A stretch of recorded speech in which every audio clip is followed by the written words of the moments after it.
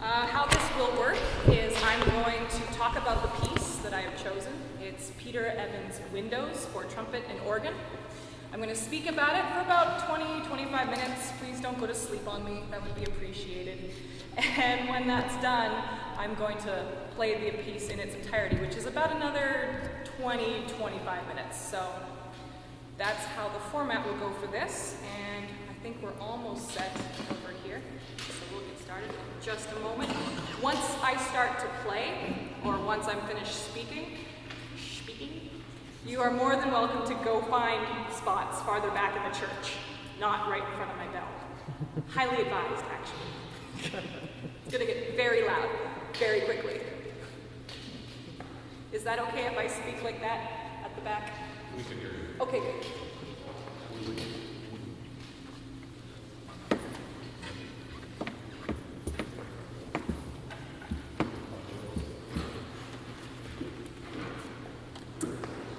All right, so we'll get started. The overarching topic of interest to me while deciding on a focus for this lecture is the use of trumpet intended for the Judeo-Christian tradition, be it strictly for worship practices or music dedicated to topics from the Bible. I just want to interject here, this is not in my paper, that this evening starts the most holiest of days in the Jewish calendar. So I thought it was very fitting that this recital ended up here on this Friday the 13th. While various instruments are incorporated into music used in the church, the trumpet has held a unique place in that tradition.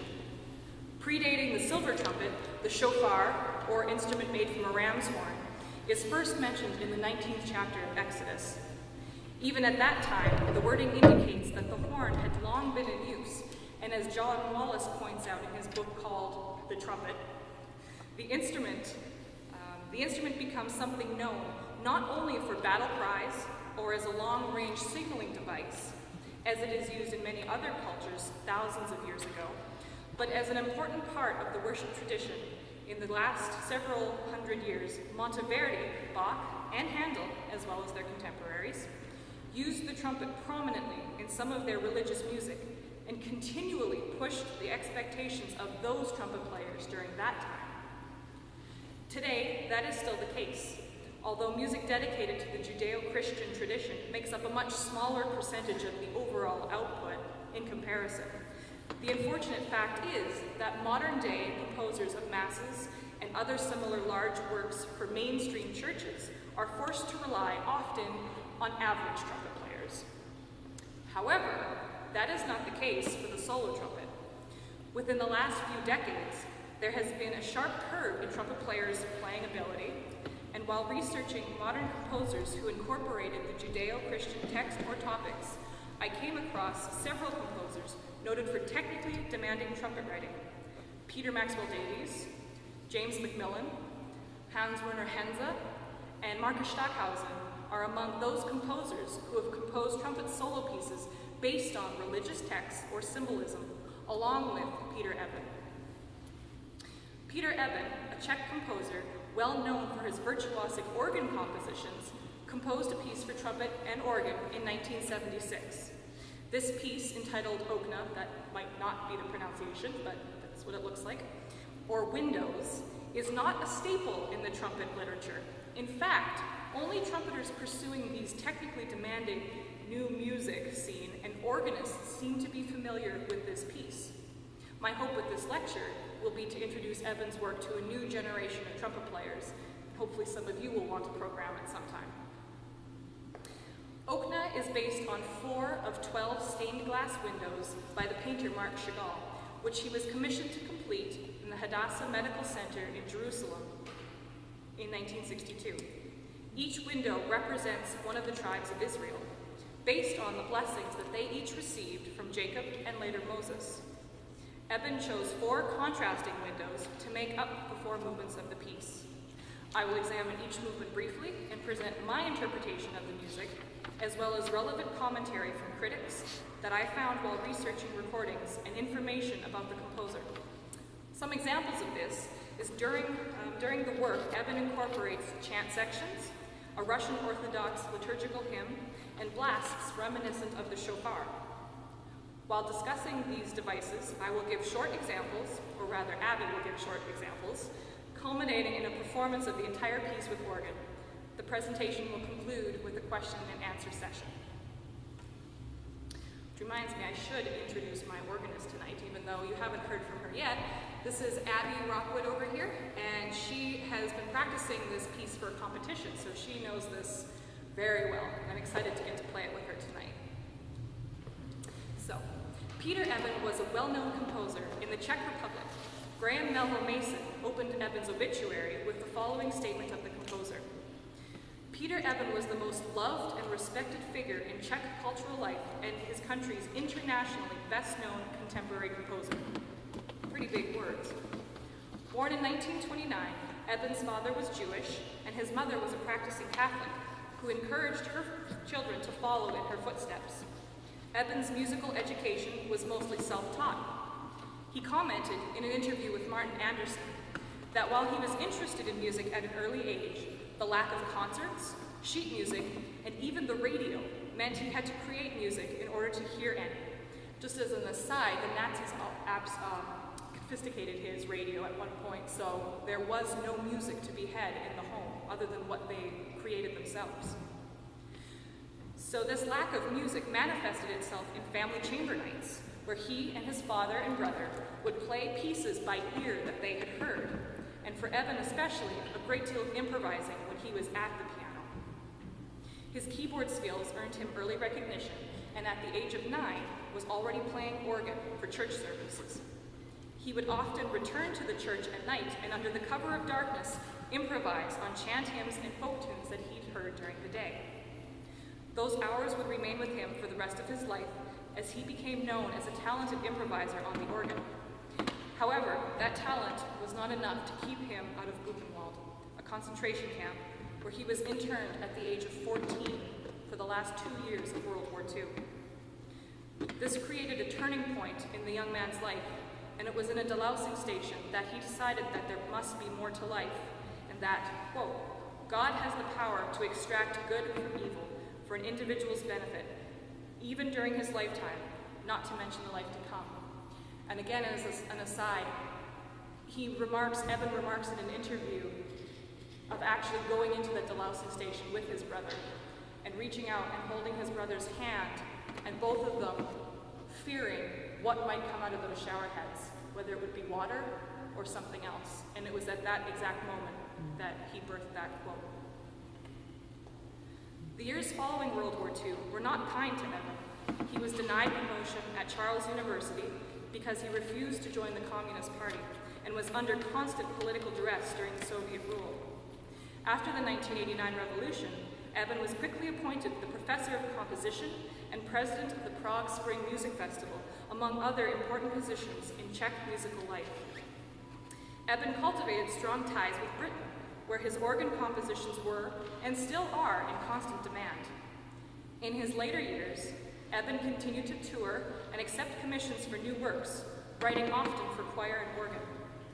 Although he was permitted to travel and compose during the years leading up to the fall of the Iron Curtain, he was careful to stay well within the parameters set for him, and often wondered how he escaped persecution and travel restraints like many of his colleagues. One of his secrets was to use Gregorian chant that he had grown up with.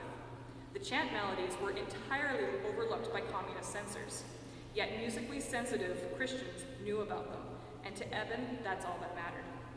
By contrast, the works of painters and writers typically did not escape as easily from the scrutiny of the state. Eben developed an affinity also for Czech folk tunes in his formative years, and along with his love for church music and plain chant, saw the majority of his output directed at choral and organ genres.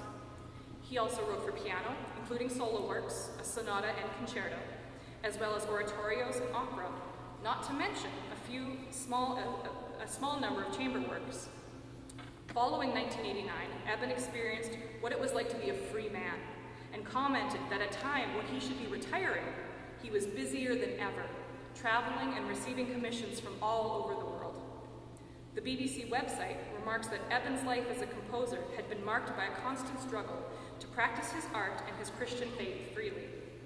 Eben said, "I strongly felt music to be a message to the listener, and a composition was, for me, always more than a problem to solve in a musical way. One such example of a work that encompasses many of these points is Eben's work Okna, or Windows, for trumpet and organ.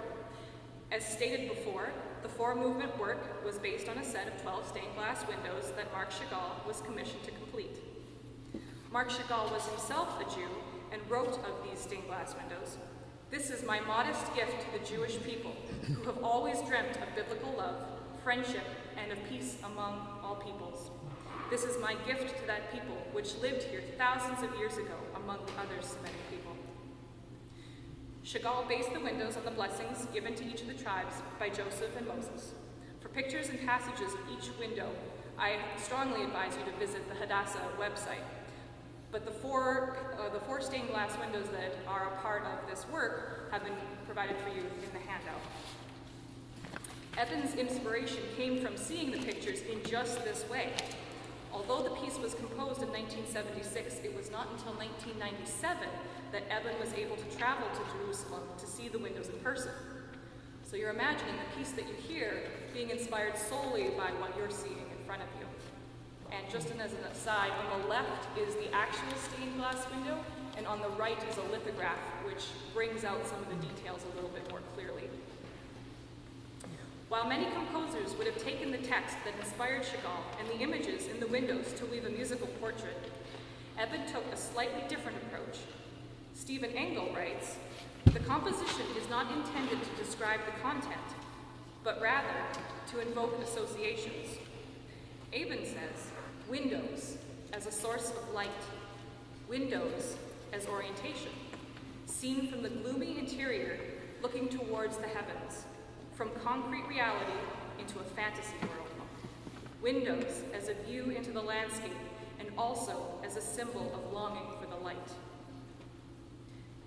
Eben saw art and music being very closely linked, especially in the terminology used in each. We constantly hear painters speak of tones of color, rhythmic forms, harmonious color schemes, and image composition, and the same is also true for music. Sound is often fraught with attributes associated with painting. For example, when the issue at hand is sound colors, melodic lines, color, and brilliance of orchestration, or the architecture of a symphony. To begin the description of the individual movements, it's important to study the window that each one represents. Concentrate on the imagery in the handout, on page 2 of your handout. Reuben is the first movement, and the most striking visual aspect of the window is the various shades of blue making up the tumultuous waters that flow seamlessly into the sky. Next to catch my eye would be the fish and birds, all seemingly aimed towards the sun at the top of the window. How are these visual aspects treated in the movement? The glorious and magical gift of music ensures that each and every one of us will see and hear connections in a different way, so these opinions are strictly that. Although the blue is obviously meant to represent the water, and the music shows that, as I'll show in a moment, blue is also a color often associated with royalty and prestige, which connect with Reuben as the firstborn. Thus it seems fitting that the royal blue waters are portrayed in the opening by a majestic chordal introduction by the organ. However, the powerful statement is marred by dissonance and dark foreboding heard through the minor tonality. The majestic music slowly sinks into an accompaniment figure that tosses and turns on itself, churning like a body of water teeming with fish.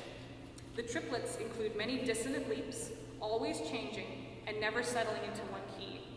I'd like to interrupt this for a moment to ask if Abby could play us just a little short snippet of those triplets.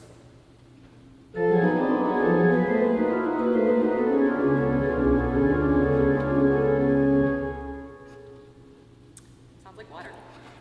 At this point, the trumpet enters with a chant-like melody that is somewhat haunting in nature due to the quiet, dynamic, and minor melody. So if Abby would play that chant melody.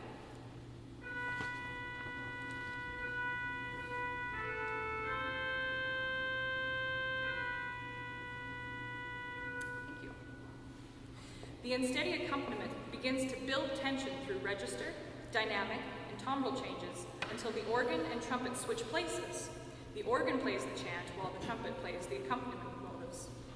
Both the organ and trumpet begin to climb in pitch, causing an anxious feeling, and rising in pitch, like the waters rising into the sky, the movement ends with a bold final statement of that chant phrase. Perhaps Eben was considering the words, "Unstable as water, you shall excel no longer," to create the tense musical scene.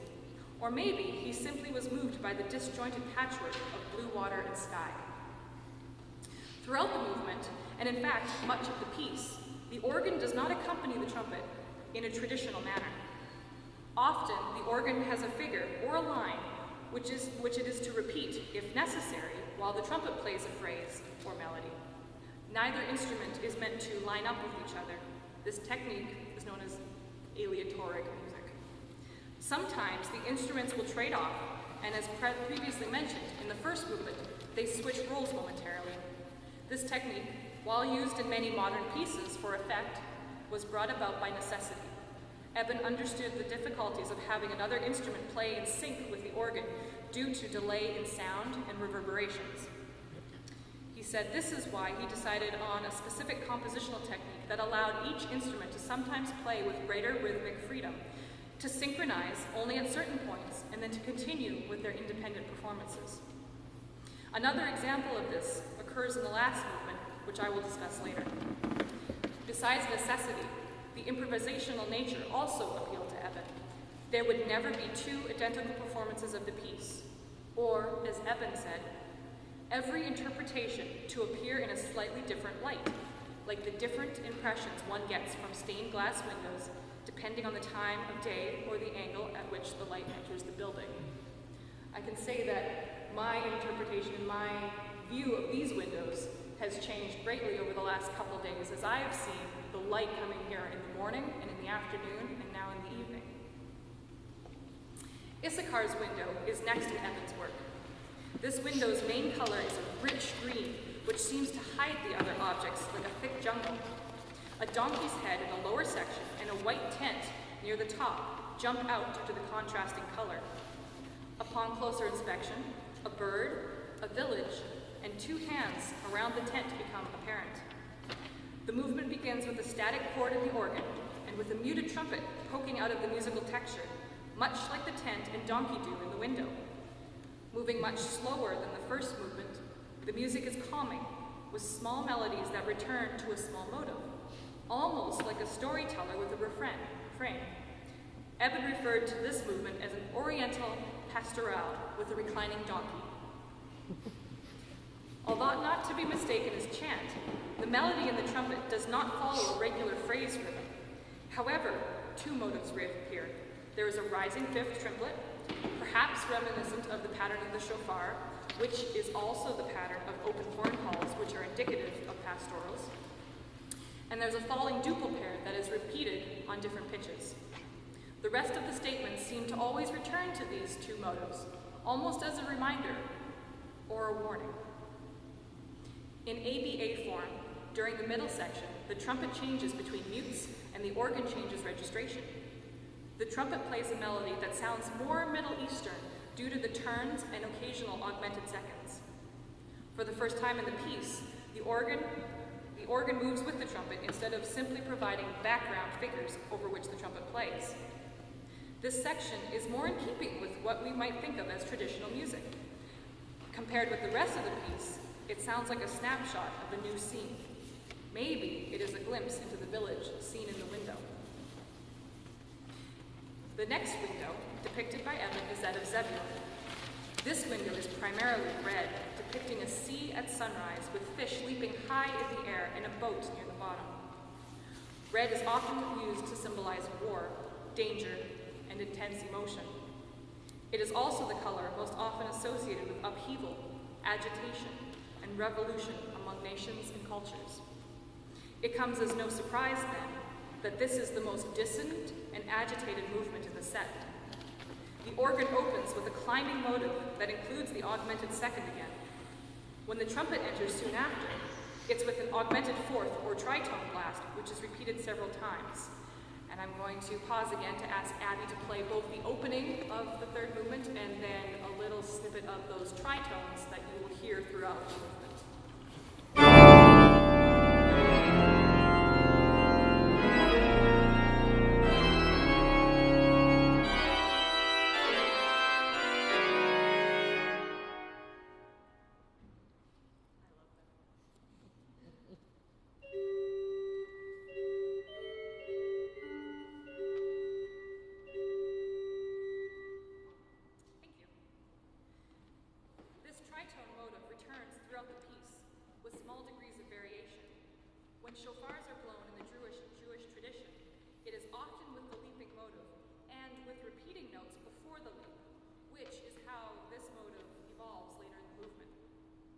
However, whether it was the shofar call or simply a bugle battle cry that Eben was seeking to emulate is unknown.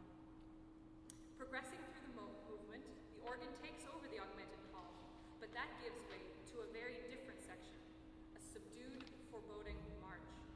Here again, the organ and trumpet play in sync until the trumpet interrupts the militaristic melody with the augmented calls from before. Another soft section returns, but this time it is in the organ and is more melodic, largely unmetered and using different stops. David Titterington writes of this movement. The writing for the organ explores every conceivable permutation of pitch, texture, and rhythmic device, often simultaneously. This movement includes many modern playing techniques for the organ, including odd registration combinations and an undulating left hand figurations set against an almost improvised right hand solo. It is during this section that the trumpet and organ interrupt the free-flowing melody with a pesante, falling perfect fourth motive that seems to anchor the otherwise meandering line. This pattern is repeated several times.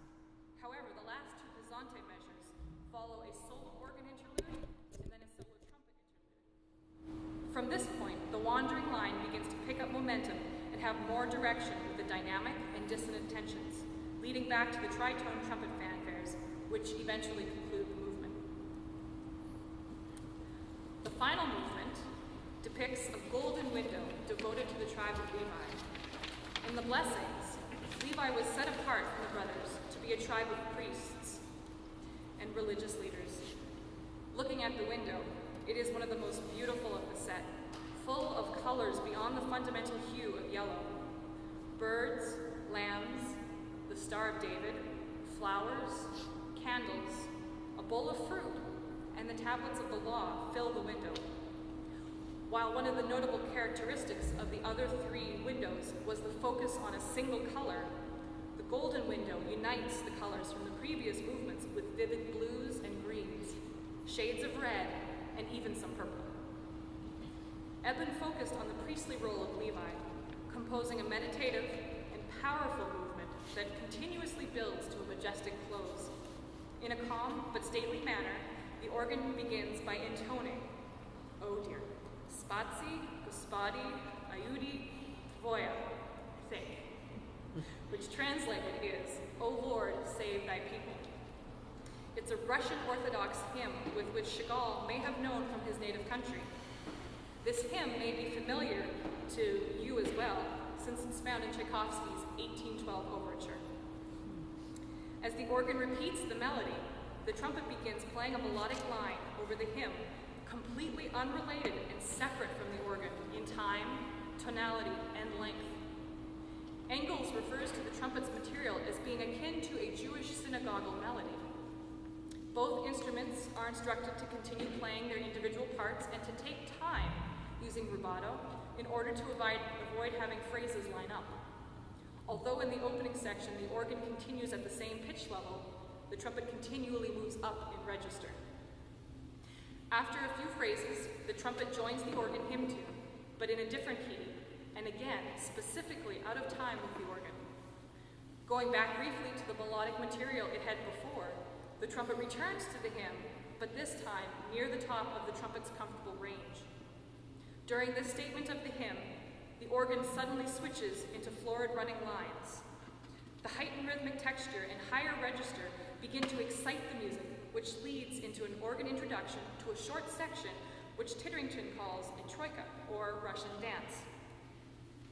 The dance material leads into one final triumphant statement of material from the hymn, which is played in the high register of the trumpet and accompanied by the full chords in the organ. The aleatoric nature of the beginning of the movement between the Orthodox hymn and Jewish melody creates an ethereal atmosphere. It is clear that this movement is one of a priestly and noble character, yet having melodies from two distinct traditions playing simultaneously and specifically offset from each other creates an underlying tension, especially when the trumpet joins the hymn tune only to revert to the original melody.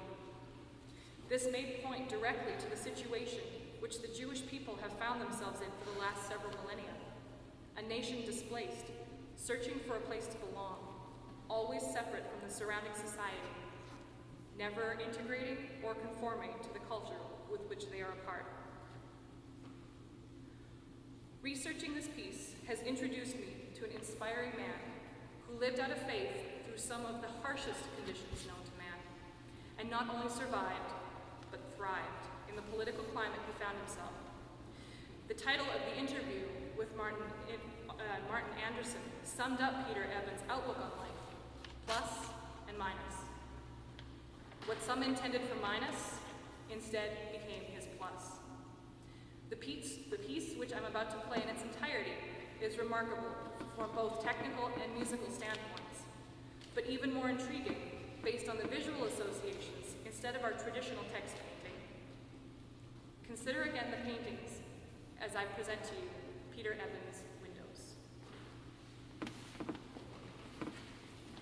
So I'm going to go ahead and take a drink, and I swear it's water.